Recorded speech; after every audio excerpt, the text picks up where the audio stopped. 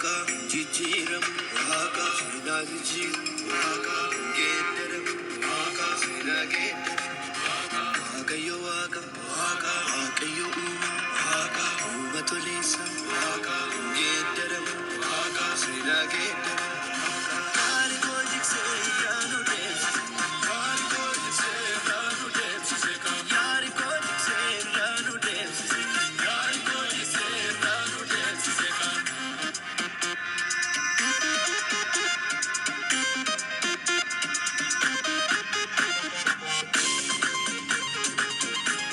Nagaan ayyaanni waaqayyo isiniif haa baay'atu obboloota akkam jirtu nagaa keessanii kinoo deebi'ee dhufeetiin jira har'akaa kan eegallu keessa deebii boqonnaa tokko irraayi jalqabuma ayyaana keenyatti qabanne kan ilaaluutti seennu Museetu saba sana osoo inni wajjin jiru wantoota dabarsan wanta waaqayyotti dubbate isaan yaadachiisaa jira wantoonni yeroo san ta'e dubbii sagalee waaqayyooti dubbiin sagalee waaqayyoo isuma kaleessa tureetu har'as jira waaqayyo isuma kaleessaa har'as jira yeroo sana isaanitti maal dubbachaa ture bara keenya keessatti immoo akkamitti nutti dubbachaa jira waaqayyo sabni sun yeroo sana amala akkamii qabaachaa ture waaqayyo immoo akkamitti isaan wajjin ture nu immoo har'a akkamii jennes ilaaluu dandeenya. Jesus gota gota, Jesus go to my gota, no majete sana gota, Jesus go to my gota, tama fute na magota, Jesus go to my gota, do I want te jira gota, Jesus go to my gota, hayesi mal tu fakata, Jesus go to my gota, gota mali sikitata, Jesus go to my gota.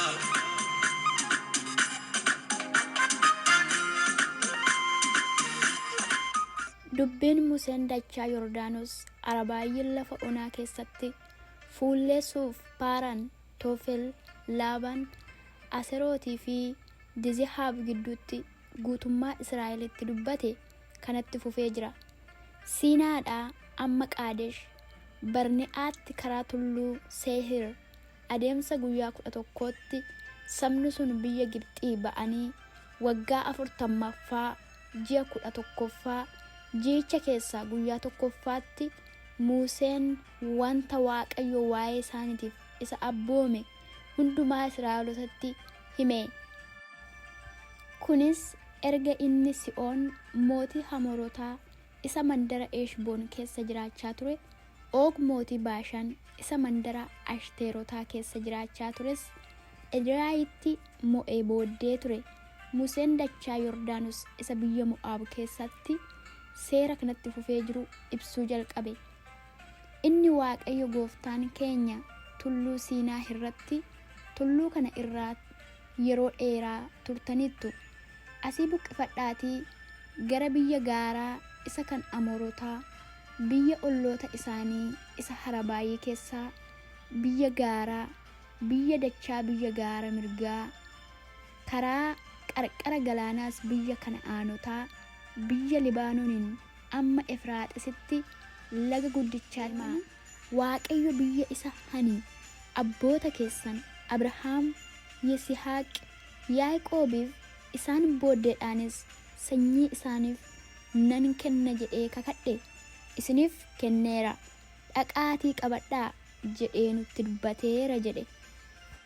Ani Museen yeroo sanatti isin ba'aa hani kophaa koo baachuu hin dandeenye anatti taatan waaqayyo gooftaan keessan isin baay'iseera kunoo isin arra akka urjoota waaqa keessaa baay'attaniittu waaqayyo gooftaan inni kan abboota keessanii isa hammaa kanatti si'akuma isin haa baay'isu akkuma isin abdachiises isin haa eebbisu haa ta'u iyyuu malee ani attamittan kophaa koo rakkina keessan ba'aa keessan walloluu keessanis baachuu danda'aree isin namoota ogeessotaa fi hubattoota gosa keessan keessatti beekaman fo'aatii fidaa ani immoo isaan dura buutuu keessan ta'an nan godha isiniin jedheen ture isin immoo deebiftanii wanta ati dubbatte kana gochuun gaariidha anaan jettan. Kanaafan dura buutuu gosa keessanii warra ogeessotaa fi beekamoo sana fuudhee dura buutuu keessan akka ta'aniif eegdota 1,000, eegdota 100, eegdota 50, eegdota 10 gosa gosa keessaniif godhe, ani yeroo sana abboota firdii keessan habboomee dubbii obboloota keessan gidduudhaa ka'u isaaniif ilaalaa. Nama biyya tokkoo fi obboleessa isaa, nama biyya tokkoo fi horma isa bira jiru gidduuttis firdii qajeelaa kennaa. Firdii kan Waaqayyoo waan ta'eef firdiitti nama wal hin caalchisinaa. Isa guddaadhaaf akkuma ilaaltanitti isa xinnaadhaafis ilaalaa. Dubbii isinitti ulfaatu immoo anatti fidaa nan ilaalan jedhe. Ani yeroo sana wantoota gochuun isin irra jiru hundumaa isin abboomeen ture. Waaqayyo gooftaan keenya akka nu abboometti tulluu Siinaatii kaanee lafa onaa guddaadhaa fi sodaachisaa isin argitan sana keessa karaa biyya gaaraa isa kan Amoorotaatiin baane biyya Qaadesh Barniyaa dhaqnee gaafa ani isin biyya gaaraa isa kan Amoorotaa isa Waaqayyo gooftaan keenya nuuf kennu bira geessaniittu. Ilaa Waaqayyo gooftaan keessan biyya kana isiniif kenneera. Akkuma Waaqayyo gooftaan abboota keessanii isinitti hime ol ba'aatii qabadhaa, hin sodaatinaa, hin nayinaas nan jedhe. Isin hundumti keessan kana irratti na bira dhuftanii kottaa namoota gara biyyichaa dhaqanii karaa kamiin akka olitti baanuuf gara mandaroota kamii akka dhaqnu nuuf gaadanii deebi'anii nutti himan of dura hin hergina jettan. Wanti isin dubbattan kun gaarii natti fakkaannaan isin keessaa namoota 12 gosa gosa tokko keessanii nama tokko nan fo'e. Kana irratti isaan biyya gaaraatti ol ba'anii amma dachaa Eshkoolitti adeemanii in gaadan. Yommus isaan ija mukaa biyya sana keessaa muraasa harkatti qabatanii gara keenyatti gad bu'ani. Biyyi Waaqayyo gooftaan keenya nuuf kennu biyya gaariidha jedhanii nutti himan. Isin garuu abboommii Waaqayyoo gooftaa keessanii irratti kaatan malee biyyichatti ol ba'uu hin jaalanne. Godoo keessan keessatti gungumtani. Waaqayyo sababii nu jibbeef biyya Gibxii keessaa nu baasee nu balleessuudhaaf harka warra Amoorotaatti nu kenne. Eessatti ol baana ree? Obboloonni keenya yeroo nutti dubbatan sabni sun nu caala dhedheeroodhaa fi baay'eedha. Mandara gurguddaa dallaa dhagaa bantii Waaqaa keessa ga'uun marfame qabu. Sanyii hanaaqotaas immoo achitti argineerra jedhanii garaa keenya sodaachisaniiru jettan. Yommus ani immoo isiniin hin na'inaa, isaan hin sodaatinaas. Waaqayyo gooftaan keessan inni isin dura adeemu biyya Gibxiitti ija keessan duratti akka isiniif lole akkasumas ofii isaatii isiniif in lola. Waaqayyo gooftaan keessan lafa onaa keessatti karaa isin irra adeemtanis as dhuftan kana hundumaa irratti akka nama ilma isaa baatutti akka isin baate argitaniittu nan jedhe. Isin garuu dubbii kana irratti hiyyuu Waaqayyo gooftaa keessanitti hin amanne. Inni isa karaa irratti iddoo buufataa isiniif barbaaduudhaaf karaa irra adeemtanis isinitti agarsiisuudhaaf halkan utubaa ibiddaatiin guyyaa immoo utubaa duumessaatiin isin dura bu'ee adeemaa turedha. Waaqayyo dubbii keessan kana yommuu dhaga'e dheekkamee cimsees kakate.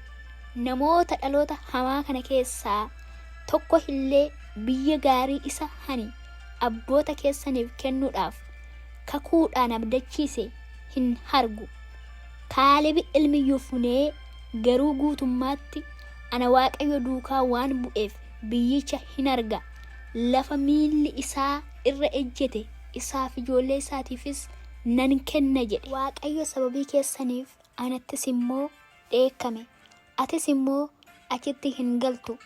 Iyyaasuun ilmi Nuun gargaartuun kee garuu achitti hin gala. Ati isa jabeessi. Inni warra Israa'el biyyicha akka fudhatan hin godha. Mucooliin keessan warri isin irbaata diinaa ta'u jettan, ijoollonni keessan warri har'a hamaa fi gaarii hin beekne achitti ni galu. Ani biyyicha isaaniif nan kenna, isaanis isa hin qabatu. Isin garuu gara lafa onaatti garagalaatii karaa galaana diimaatti geessu irra adeemaa jedhe. Isin immoo deebiftanii nuyi Waaqayyo yakkineerra. Amma garuu Waaqayyo gooftaa keenya nu habboome hundumaatti ol baanee in lolla naan jettan. Tokkon keessanis mi'a lolaa hidhattanii biyya gaaraatti ol ba'uun salphaadha jettanii yaaddan. Waaqayyo garuu ani isin wajjin hin ba'u. Diinonni keessan akka isin hin moonetti ol hin ba'inaa, in loliinaas jedhii isaanitti himinaan jedhe. Anis kana isinitti himeera. Isin garuu abboommii Waaqayyoo irratti kaatanii of tuulummaadhaan biyya gaaraatti ol baatan malee isa hin dhageenye. Amooronni biyya gaaraa irraa jiraatan sun gadi isinitti ba'anii akka kanniisaa isin harihanii Siheerii amma hormaatti isin hin rukutan. Yommuu isin deebitanii fuula Waaqayyoo duratti boossan, Waaqayyo isiniif hin dhageenye, gurra isaas gara keessanitti hin qabne. Isin yommuu yeroo dheeraa Qaadeshin teessan sana kanaaf achi turtan. Nagaan isiniif haa baay'atu. Ammas irra deebi'ee nagaa isin gaafadhaa. Seera keessa deebii boqonnaa tokko kuni amma lakkoofsa 46tti jira. As keessaa akkuma amma dhaggeeffachaa turtanitti lakkoofsa tokko hanga lakkoofsa 10 gidduutti Museen saba kana yaadachiisaa jira. Wanta keessa darbanis kan yaadachiise argineerra. Ammas immoo gara fuuldura isaaniitti maalitti akka deeman waa Waaqayyootti dubbachaa jiru, akkatti dubbachaa jiru. Akkuma dhaggeeffachaa turtan ni dhageessu. Lakkoofsa tokko hanga lakkoofsa 10 keessatti wanti nuti akka nu galutti qabannee hubachuudhaaf yaadnu, sabni kun tulluu Siinaa irraa ka'anii imalarra akka jiran yeroo Museen waggaa 40 sabni kun deemee waggaa 40ffaa ji'a 11 guyyaa tokkoffaa irrattidha kan inni taasa'aa jiru. Akkanuma sabni kun yeroo sanatti mootota lama mo'anii darbaniiru. Mootii Sihoon, mootii Amoorotaa mandara Heshboon keessatti mo'aniiru. Og mootii Baashaan mandara Ashteerotaa keessatti mo'anii akka darban ni arginaa jechuudha. Lakkoofsa 10 hanga lakkoofsa 20 keessatti sabni sun waan baay'ee ta'anii fi sabni sun gidduu isaaniitti waan rakkina qabanii waan qabaniif Musee baay'ee rakkisaniiru. Musee waan baay'ee kubaasaa isaan geggeessuu hin dandeenyee fi akka gosa isaanii keessatti namoota fuudhee akka isaan keessaa dubbii isaanii ilaalanii fi arginee turre jechuudha. Akkuma dhaggeeffachaa turre isaan gidduutti wanti nuti osoo hin hubatiin darbuu hin qabne isaan waan Waaqayyoo akkaataatti Waaqayyoo Musee gorsee Museen ofiisaati saba sana geggeessaa ture. Warra geggeessitoota amma fu'aman haaraa sanatti dirqama godhee akka itti himetti hin hubanne. Innis maalidha? Firdii akka isaan firdii qajeelaa saba kana gidduutti faradan, firdiin kan Waaqayyoo akka ta'e namoonni akka asirraa hubannutti sabni kun saba Israa'el qofa hin fakkaatanii namoonni akka yookiin akka hojjettoota isaaniitti dabalamanii sabni biraas namoonni hormaa wajjin hin jiran hin hubanna. Namoota gosa biraa keessattis obboloota gidduuttis namoota hormaa gidduuttis firdii qajeelaa kennaa, firdiin kan Waaqayyooti jedhee beeksise jechuudha. Lakkoofsa 10 hanga 20 kana gidduutti kana hin hubanna jechuudha.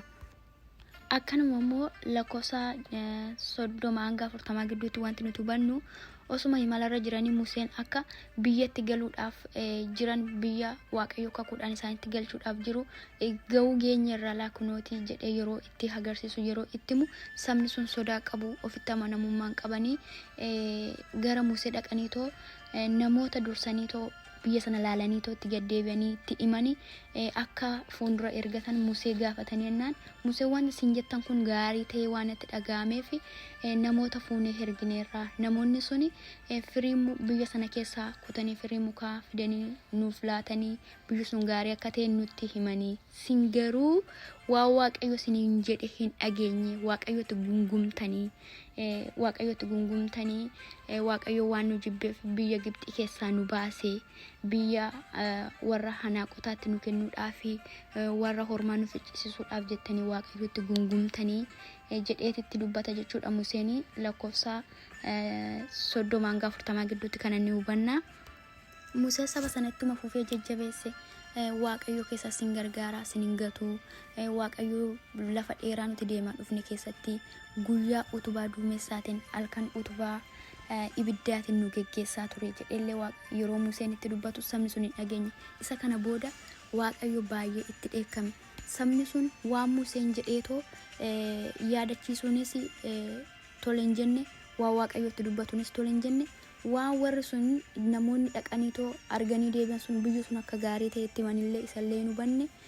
Garuu namoonni biyya sanaa dhedheeroo gurguddoo akka ta'anitti himanii isuma qofa sodaatanii namoonni sun yeroo sanatti waaqayyo dheekkamsiisanii Musee saarsanii waaqayyo iddoo kanatti lakkoofsa amma gara dhumaa kanatti dubbii jabaataadha kan nuti arginu, kan nuti hubachaa jirru, kan baroota keenya wajjinillee wal madaalchifnee waa tokko irraa hubachuuti dandeenyu. 30 hanga 40 kana keessatti waaqayyo isa kana booda cimseetitti dheekkame, cimsee waaqayyo isaanitti gadduu isaa hin agarraas keessatti kan hubannee darbuudhumatu nurra jiraata. Isa kana booda namoota adda baase waaqayyo hundumti keessan hin galtanii, biyya nan isin abdachiisetti hin galtanii, garuu ijoolleen keessan warra sun irbaata diinaa ta'u jettanii yaaddan kun hin galu jedheeniniin deebi'ee Kaaleb ilmi Yuufeen hin gala, Iyyaasuun gargaartuu Musees hin gala jedhee waaqayyo yeroo itti adda isaan baasu yeroo isaanitti dheekkame argina jechuudha lafa kanatti. Maqaa waaqayyo kan eebbifame haa ta'u. Gara dhumaa kanatti immoo sabni sun dura didanii deebi'anii waaqayyo isaanitti dheekkame, waaqayyo isaanitti dheekkamuu isaanii arganii jennaan immoo gaddanii akka waaqayyo gaddisiisan Museetti himanii deebi'anii waaqayyo isaan jalaa dubbachuu dide, waaqayyo isaan deebisuu dide, garuu isteelittuma dubbachaa jira waaqayyo. Lolatti hin ba'inaa jedheen waaqayyotti dubbatennaan didanii ammas lolatti deebi'anii tobba'anii deebi'anii ammas waa waaqayyo jedhee hin didanii. Isa booda akka mo'aman hin ba'inaa, yoo baatan hin mo'amtu jedhee waaqayyotti dubbateera. Didanii hin ba'ani hin mo'amani. Isa booda immoo deebi'anii baay'ee gaddan, gadda isaaniis immoo waaqayyo osoo hin dhaga'iniifiniin akka ture boqonnaa tokko kana keessatti hin hubannaa jechuudha. Akkuma sagalee dhaggeeffachaa turtan wantoota kana irra deebitanii akka kana wanta kanas keessaa wantoota amma dhumarratti dudubbanne kana akka qabannuuf jedhee irra deebi'ee dubbadhee maqaa waaqayyo kan eebbifame haa ta'u. As keessaa barumsa guddaa baranna. Akka seenaa qofatti dhamiti seenaa miti macaafni qulqulluu keenya hundumtiyyuu ergaa qaba. Baroota keenya keessattis waan nu fayyadu hedduu qaba. Akkuma beeknu iyyuu wal wajjin bara keenya keessas wanta osoo nuti hin beekin ta'u baay'ee isaatu jira. Akkuma saba kanaa mataa jabaachuu dandeenya yeroo waaqayyo nutti dubbatu dhaga'uu dinnee booda immoo erga waaqayyo gaddisiifnee murtoo nurratti ta'ee wanta nuti itti deemnu ta'uu danda'a. Baroota keenya keessa wantoota baay'ee wallaalchisoo fi wantoota baay'eetti rakkannutu jira. Ergaa baay'ee nuuf ta'u, ergaa baay'ee bara keenya keessattis gaarii nuuf ta'u jedheetiin namana. Nagaa waaqayyootti yeroo itti aanutti boqonnaa itti aanutti wal arginaa. Eebbifamaa.